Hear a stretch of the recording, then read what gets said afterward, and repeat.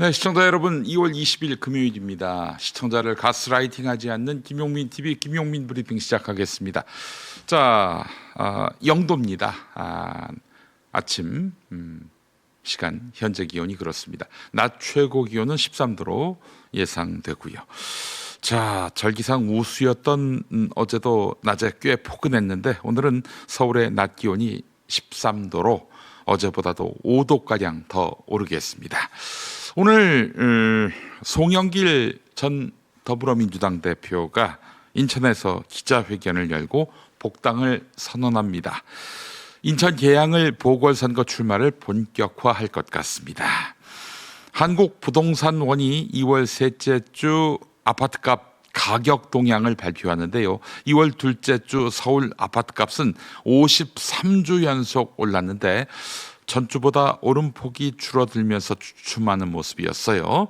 다주택자를 향해 계속되는 이재명 대통령의 압박 속에 시장의 흐름이 바뀔지 주목됩니다. 자, 오늘 아침 신문 기사는 단연 어제 윤석열에 대한 무기징역 선고인데요. 관련한 소식들도 있고요. 오늘 아침 신문 살펴보겠습니다.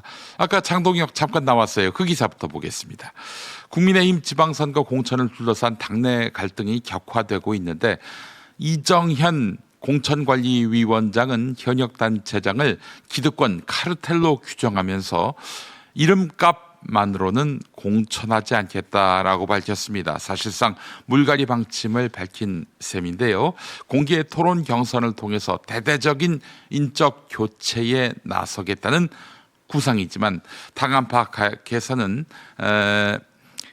계파 갈등을 부추길 수 있다는 우려가 나오고 있어요. 장동혁 대표와 갈등설이 있는 오세훈 서울시장 등을 겨냥한 것 아니냐, 이런 해석도 제기되고 있는데 그렇지 않아도 지지율도 신통치 않고 또 명태균 게이트 건 때문에 당선돼도 결국 무효형을 받게 되는 것 아니냐, 이런 우려를 받고 있는 오세훈 시장. 네.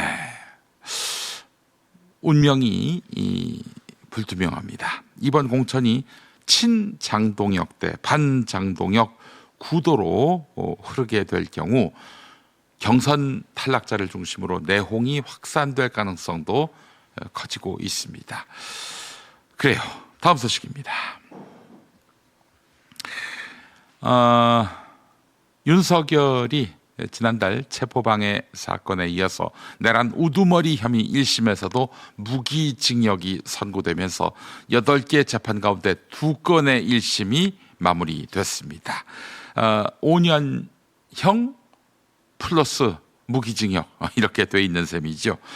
재판부는 국회 봉쇄 계획이 야근 중이던 국회 관계자들을 예상하지 못한 중대한 착오였다, 이렇게 지적했는데 중앙일보가 1133쪽 분량의 윤석열 판결문을 입수한 모양이죠. 서울중앙지법 형사 25부 직위원 재판장의 판결문을 입수해서 분석을 해봤습니다. 피고인 윤석열 등이 구상한 국회 봉쇄 계획에는 중대한 착오가 있었던 것으로 보인다면서 국회의 야근을 언급했다는 것이죠. 재판부는 윤석열 등이 화요일 밤 10시경이 넘은 시간에 국회의사당 본관 안에 상당히 많은 국회 관계자들이 남아서 야근 등으로 업무를 하고 있었던 상황을 윤석열이 제대로 예상하지 못했다라고 했습니다. 다만 재판부는 계획이 허술하다 해도 경고성 계엄이라는 주장은 그 자체로 성립할 수 없다고 못 박았습니다. 재판부는 이른바 경고성 계엄 또는 호소형 계엄이라는 것은 존재할 수 없다면서 계엄법에 따르면 비상계엄은 위기 상황으로 인해 훼손된 공공의 안녕 질서를 회복하기 위한 목적으로만 선포될 수 있다고 못 박았습니다. 국회 침탈, 이게 가장 큰 내란 사유다, 어제 밝혔죠.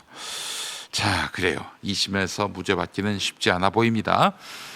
다음 소식입니다. 윤석열의 항소가 이루어질 경우 서울구법 내란 전담 재판부가 2심을 맡게 되는데 윤석열 측은 내란 전담 재판부의 위헌성을 문제 삼을 가능성이 제기됩니다. 위헌 법률 심판 제청을 할 것으로 보이는데 이걸 받아들일 경우 재판이 지연될 수 있어서 변수로 꼽힙니다. 내란 전담 재판부에서 내란 전담 재판부가 위헌인지 여부를 헌법재판소에서 심사받도록 하자. 이럴 가능성이 있을까요? 자, 이 밖에도 외환 혐의 사건을 비롯해서 직권남용, 허위 증언, 여론조사 수수 의혹 등 6개 재판이 동시에 진행 중이지요. 전현직 권력 핵심을 향한 수사가 이어지면서 사법부와 정치권의 긴장도 함께 높아지고 있습니다. 다음 소식입니다. 청와대가 이른바 충주맨으로 유명한 충주시 김선태 주무관에게 디지털 소통 비서실 근무를 제안한 것으로 알려졌습니다. 김선태 주무관은 면접까지 마친 다음 최근 사직서를 제출했는데 청와대는 사실과 다르다며 신중한 입장을 보였습니다. 인사청탁 논란 이후 공석인 디지털 소통 비서관 인선을 둘러싸고 관심이 쏠리고 있습니다. 김남국 전 의원 후임으로 온다는 얘기인가요? 한편 이재명 대통령은 지방정부의 환경미화원 임금 미지급 문제와 관련해 전수조사와 엄중 징계를 지시했습니다. 또 성과중심 예산 편성과 과학기술 인재 확보 전략도 논의하며 국정동력 강화에 나섰습니다. 조선일보 기사 하나 더 보겠습니다. 더불어민주당 내의 갈등이 공개 충돌 양상으로 번지고 있는데 유시민 전 노무현 재단 이사장은 친명계 의원 87명이 참여한 이재명 대통령 공소 취소 추진 모임을 두고 이상한 모임이라고 하면서 많은 사람이 미친 짓을 하면 그들이 미쳤거나 내가 미쳤거나라고 직격했습니다. 이 발언이 여기서 나왔던 것이었군요. 사실상 친명계를 정면 비판한 셈이다. 조선일보는 이렇게 분석했습니다. 합당과 1인 1표제를 둘러싼 갈등에 이어서 대통령 수사 문제까지 겹치며 당내 권력 투쟁이 격화하는 모양새인데 특히 2030 지지층을 중심으로 조국 혁신당과의 합당에 대한 거부감도 적지 않아서 여권 내부 균열이 가속화하고 있다 이런 분석도 나오고 있다고 조선일보가 전했습니다. 자, 유시민 이사장님 이런 일에 참전하십니까? 격에 맞지 않게 말이죠. 네. 언제까지 친문의 이익을 대변하시려고 하십니까? 네. 제발 품격을 지키시기 바라겠습니다. 안타깝습니다. 네. 자, 이제는 TV 뉴스 리뷰로 함께하겠습니다. 비상계엄은 대통령의 고유 권한이라고 강조한 윤석열 전 대통령. 국가 긴급권은 대통령이 독점적이고 배타적으로 행사하는 헌법상 권한입니다. 하지만 정작 비상계엄 당시 군과 경찰의 움직임에 대해선 관계없다는 듯 선을 그었습니다. 당신들이 국회 게이트를 열어라 닫아라 이런 얘기 한 적이 없어요. 국회 문을 닫을 생각도 못했고. 경찰을 동원하게 된 건 김용현 전 장관의 건의 때문이고 잔치국수 한 그릇 먹고 앉아있는데 김용현 장관이 오더만요. 경찰이 몰려오는 인파 좀 질서유지하게 해줘야. 서슬퍼런 계엄 포고문은 물론 대국민 담화문도 직접 쓴 게 아니라고 했습니다. 김용현 장관이 어쨌든 관저에 와서 대국민 담화문 작성해오고 또 포고령 만들어 왔습니다. 거의 고치지 않았습니다.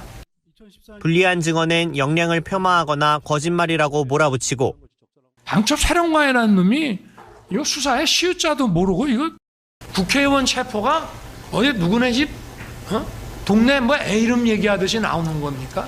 그건 말도 안 되는 얘기고. 자신이 임명한 국무총리와 국무위원회 정무 감각을 탓하기도 했던 윤 전 대통령. 총리하고 국무위원들이 최소한의 정무 감각이라도 갖추고 있는 사람들이었으면 야당한테 막 역공당할 수 있지 않겠습니까? 그런 얘기하는 사람 하나도 없단 말이에요. 그러나 법원은 계엄 사태의 최종 책임자는 윤 전 대통령이라고 못 박으며 내란 우두머리 혐의를 인정했습니다.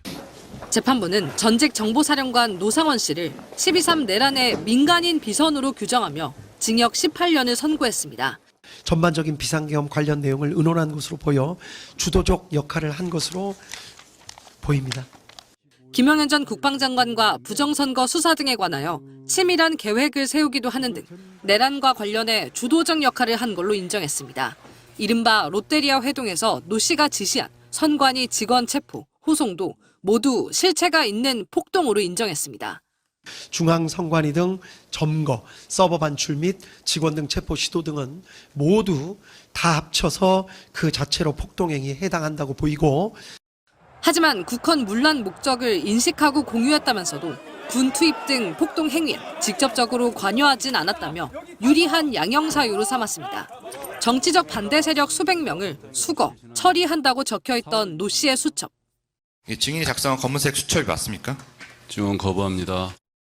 재판부는 수첩의 내용을 신뢰하기 어렵다고 했습니다. 보관하고 있던 장소, 보관 방법 등에 비추어 보더라도 그렇게 중요한 사항이 담겨져 있던 수첩이라고 보기에는 무리가 있습니다. 내란 우두머리 혐의를 받는 윤석열 전 피고인 대통령에게 윤석열을 특검이 구형했던 무기징역에 사형이 처한다. 선고되지 않자 더불어민주당은 즉각 반발했습니다. 당 지도부는 긴급 최고위원회의를 열고 무기징역은 법정 최저형이라며 국민 법감정에 반하는 미흡한 판결이라고 비판했습니다. 내란 우두머리에 해당하는 형량 최저형입니다. 사형이 아닌 무기를 선고함으로써 사법 정의를 흔들었다고 저는 생각합니다. 민주당은 특히 지귀현 재판부의 감형 사유를 정면 비판했습니다. 내란 속에도 고령의 범죄 전력이 없으면 감경이라는 어처구니 없는 판결이 역사에 남게 됐다면서 범행 계획이 치밀하지 않았고 대부분의 시도가 실패로 끝났다는 등 재판부가 밝힌 양형 이유에 대해 황당한 형량 감경이라고 비난했습니다. 우원식 국회의장도 의장실에서 선고 장면을 지켜본 뒤 12.3 비상계엄이 내란이라는 법적 판단이 거듭 확인된 것은 다행이라면서도 내란 실패라는 감경 사유에 대해서는 아쉬움을 드러냈습니다. 도널드 트럼프 미 대통령이 자신이 주도하는 평화위원회 첫 이사회 회의에 참석했습니다. 현재 진행 중인 미국과 이란의 핵 협상을 거론하며 좋은 대화가 이루어지고 있다고 말했습니다. 지난 수년간 이란과 의미 있는 합의를 하는 게 쉽지 않다는 게 입증됐지만 의미 있는 합의를 해야 한다며 그렇지 않으면 나쁜 일이 일어날 거라며 구체적인 시안을 공개했습니다. So now we may have to take it a step further, or we may not. Maybe we're going to make a deal. You're going to be finding out over the next probably 10 days. 지난해 6월 이란의 핵시설을 기습 타격한 걸 언급했는데 합의가 결렬될 경우 군사작전에 나설 수 있다는 점을 강조한 걸로 해석됩니다.